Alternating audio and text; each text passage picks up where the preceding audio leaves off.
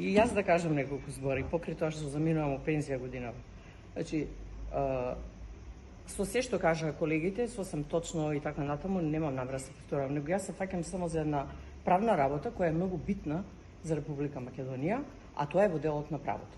Значи, не можете вие да се земете ексклузивно право да го кршите законот, автоматски го кршите уставот, ако и сакате да бидете на функција, и да кажете да го имате тоа право.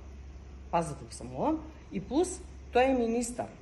Значи, тоа е функција која што зад него стојат пратеници, избирачи и така натаму. Значи, тоа се три работи кои што највеќе во моментов не иритираат. А нема таков кој што има загарантирано право тоа да го прави.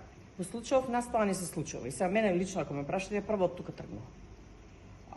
Има право, никој нема право. Значи, ако е спротивно на законот тоа што го наредувате вие, си земате за право да го кршите уставот. Тој што го прави тоа сноси кривична одговорност поред законите во Република Македонија, кои што ги нарекле законодавците многу убаво самоволие на работно место.